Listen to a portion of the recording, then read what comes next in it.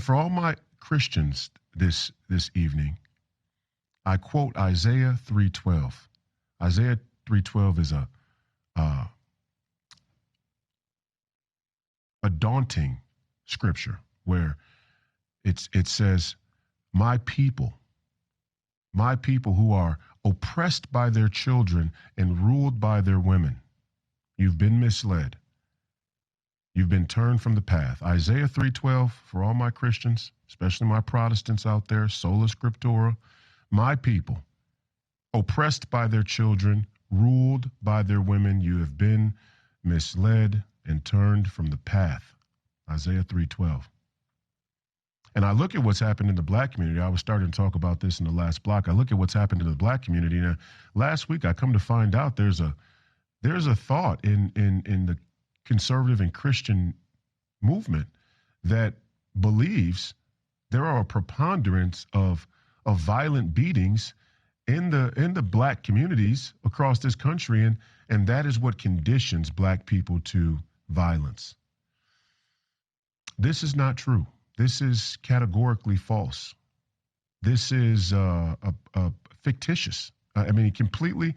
And I tell you this as honestly and transparently as I can. Again, I grew up on a block where crack was sold, used, sold, and there was plenty of violence over the drug trade, and there was plenty of violence of basic machismo, male ego and pride, and there was plenty of violence that happened because of, let's say, jealousy, romantic jealousy that usually stem from women, relationships between multiple men and women, or multiple women and multiple men, and you know, people get rageful and vengeful, and all of a sudden, you know, ex-boyfriend shooting the new boyfriend, or vice versa. There's a lot of that.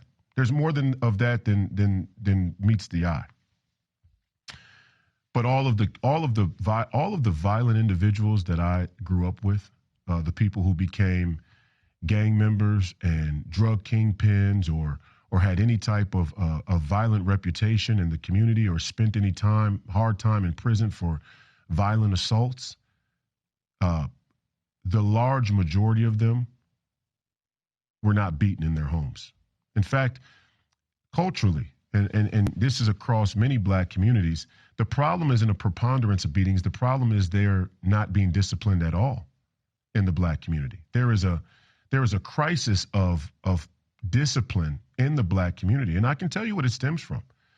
It stems from, again, no disrespect to the women, but it does stem from women being incentivized and encouraged to push the men out of the home with the financial backing and security of the state, what we've come to know as the welfare state, whether you're getting food stamps or you're getting state assistance for medical from the government, whatever the case may be, the mechanism is we don't need our men.